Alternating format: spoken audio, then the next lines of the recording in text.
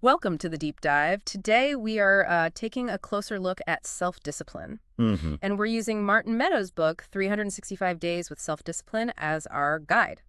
Yeah, and it's an interesting source. It's not really a single narrative. No, it's more like a collection, right? Yeah. Daily thoughts, bits of wisdom on self-control, resilience, getting things done. Exactly. It pulls from everywhere. Philosophers, athletes, successful people.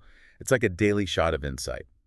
So our mission here is to kind of sift through all these varied ideas. And pull out the really potent stuff, the lessons that you can actually use on your own journey. Right, because the book really digs into this core question. How can we build self-discipline not as like this rigid, joyless thing, Yeah, not just a rule book. but more as a pathway, a way to, build a better life, whatever that means for you? Precisely.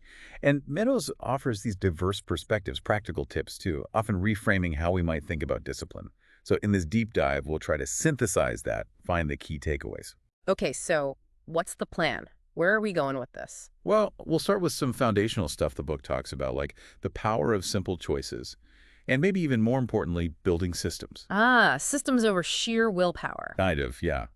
Then we'll get into why facing discomfort and challenge is actually, well, crucial. How to deal with setbacks, distractions.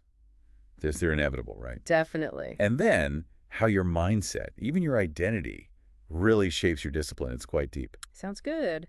And we'll touch on some specific nuggets too. I remember reading about why facing fear helps, or that whole I'll start tomorrow trap, Oh yeah, that's a big one. or even how like cleaning your desk fits into all this. Absolutely. All those little Yeah. things, ready to jump in. Let's do it. So where does Meadows start? You mentioned choices. Yeah, right near the beginning. The book makes this really strong point. Choices happen in a moment, but the consequences, they can stick around for, well, potentially a lifetime. And we're not just talking about the massive life decisions here, are we? No, not at all. It's really hammering home the small stuff, the moment-to-moment things. Like hitting snooze. Exactly. Or grabbing the easy snack versus the healthy one you prepped. Or, scrolling on your phone instead of tackling that task you've been putting off. And each little choice, it kind of sets a pattern. Right. The book says it sets a precedent. Make that same easy choice over and over.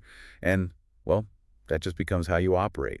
It reinforces those, like, primal urges for immediate comfort. Which aren't always helpful for long-term goals. Rarely are, unless you're actually running from a tiger, Right. Okay, so choices are key.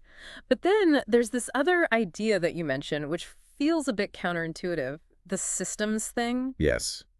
This comes up pretty early, too. Meadows suggests that while, yeah, self-discipline is good, creating systems. Yeah. Systems that make it, and I think the quote is something like, next to impossible to misbehave. Yeah. That's often more reliable. So it's less about just gritting your teeth through temptation. Exactly. It's more about designing your environment, your routines, so the thing you want to do becomes the easiest thing to do. The default. Like if you want to write every morning. Yeah, you set up your writing space the night before, maybe turn off notifications automatically, have that specific chair. That's the system supporting the discipline. So you're making the good behavior frictionless and maybe adding friction to the bad stuff. You got it. The source implies that those super disciplined people we admire, they aren't necessarily willpower superheroes. They've just built really effective systems. That shifts the focus, doesn't it? Away from feeling like a personal failure when you slip up. And towards thinking, okay, how can I tweak my system? It's more constructive. Oh, okay. That makes a lot of sense. And it seems to connect to the next big theme you mentioned, discomfort and challenge. This is a big one in the book. It draws on, like, ancient wisdom sometimes, talking about looking at our unessential necessity. Things we think we need. Yeah, it's stuff we think we need for comfort, but could actually manage without. And the idea isn't about, like, self-punishment. No, it's framed as building resilience. Voluntarily giving up some small comfort actually helps you appreciate what you have, and it makes you tougher. So choosing the hard way in small doses makes life easier. Seems paradoxical. It does, but the logic is sound. By choosing small discomforts, you build your capacity to handle the big, unexpected hardships life throws at you. Meadows warns that always taking the easy route leaves you kind of weak, mentally, emotionally. Rusty, as he puts it. Rusty, exactly. And this isn't just about enduring hardship. It's about actively seeking challenge, too, right? The book gets into setting bigger goals. Oh, absolutely. It suggests that to really grow your discipline, you can't just stay comfortable. You need to push yourself with bigger and bigger challenges, like the JFK moonshot example. Right. Not because they are easy, but because they are hard. Precisely. Those kinds of goals force fundamental changes in habits, maybe even how you see yourself. They're not just small adjustments. And facing fear is part of that training. A huge part. The book argues that every time you consciously face something that scares you, even a little, you build this reservoir of strength and confidence. It proves to yourself you can handle it. That sounds pretty intense. Is there a gentler path suggested too? Oh, for sure. It's balanced. Meadows definitely advises starting small if you're new to this. Easy challenges first, then gradually ramp up the difficulty. Like the cold shower example. Start with 30 seconds. Exactly. Build momentum, build tolerance. It's about progress, not perfection, right out of the gate. Okay, so we embrace challenge. But what happens when we inevitably mess up, face setbacks, or just get distracted by, well, everything? Yeah, the book tackles that directly. It makes a really key point. Failure isn't always just a lack of discipline. Sometimes it's applying discipline badly, or, maybe more importantly, not learning from the feedback failure gives you. And it warns against blaming external factors. Big time. If you just say, oh, bad luck, or it was someone else's fault, you basically give up your power to change anything. You miss the lesson. So setbacks become data points, opportunities to adjust. That's the reframe the book encourages. Yeah. Not dead ends, but learning opportunities. And as for distractions, The innocent ones. yeah, the book calls them that. Individually, they seem harmless, right? A quick scroll here, a notification there. But constantly switching between these low-value, high-stimulation things, it trains your brain. Trains it to need constant novelty, to hate being bored. You nailed it. And that makes deep focus on anything meaningful incredibly difficult. So how do you fight that? Meadows suggests things like routines that cut down on decision fatigue, planning for disruptions too, like having backup habits if your main plan gets derailed, and also dealing with those small annoying problems quickly. The little things that nag at you. Yeah, because they fester and become bigger mental distractions if you let them. This all leads into something deeper, though, right? Our internal state, mindset, beliefs, identity, how much does that influence discipline? Hugely significant, according to the source. It talks about needing that long-term focus, holding yourself to a higher standard, maybe than others do, and fundamentally, just believing you can actually succeed. There's that quote, something about if you think you are beaten, you are. That's the one. Yeah. Success begins with a fellow's will. It's all in the state of mind. The core argument is your self-image dictates your actions. You act in ways that align with how you see yourself. So if you see yourself as lazy, It's incredibly hard to consistently act productively. It feels unnatural, like you're faking it. so part of the work is consciously shaping that identity, acting as if you are the disciplined person you want to be. Exactly. Acting your way into a new identity. And sometimes that means letting go of old identities that don't serve you anymore, even if they're comfortable. And you need that why, right? That compelling reason. Absolutely. The book calls it a burning yes inside you, a vision of what you want that's way more powerful than the urge for instant gratification. That's the fuel. That's the fuel. It makes the hard choices make sense. Without a clear why, discipline feels pointless, and it's easy to just stop.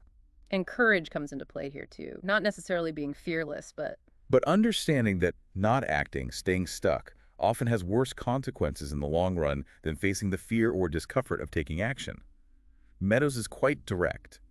He encourages you to demand more from life, basically saying it takes just as much energy to make excuses as it does to find reasons you could do something. I like that framing. It's about where you channel your energy, and this connects back even to those seemingly small tips, like cleaning your desk. Right, it sounds trivial maybe, but a messy desk is a visual distraction. It drains mental energy, reinforces a feeling of being out of control. So cleaning it is a small act of imposing order. Yeah, it's a small win. It creates a better system for focus, reinforces that identity of being someone who is organized and in control. It all ties back. And throughout the book, there's this recurring theme of focusing on the process, the effort, the how, not just the end result. Because obsessing only over the outcome can be demotivating if results are slow. But focusing on the effort, the struggle itself, that's where the transformation happens. The effort changes you. It makes you the kind of person who can achieve the outcome. Absolutely. Wow, okay. So wrapping this up, This deep dive has really pulled out a lot from Meadows' work. Yeah. We've hit on choices and systems, Yeah, the foundation. the absolute need for embracing discomfort and challenge for growth, Resilience. how to handle setbacks and distractions, which are unavoidable, Learning from failure, managing focus. and then the really powerful role of your internal world, your mindset, your vision, who you believe you are. Yeah, that identity piece is huge. And the big takeaway, running through all 365 days in the book, really, is that self-discipline isn't like a finish line you cross. Right. It's ongoing. It's a continuous process, Yeah. making conscious choices, managing distractions, knowing your priorities, and learning to count on yourself, not waiting for some external push. And these aren't just interesting ideas to think about. The point is, they're tools, right? Perspectives you can actually start using today. And remembering that the struggle itself, engaging with it, that's where the real change happens. And maybe one final layer to add, drawing from the book, it really emphasizes getting crystal clear on your personal vision, that deep why. Because change is inconvenient. It is, let's be honest. Building discipline, changing habits, it takes effort, it disrupts comfort.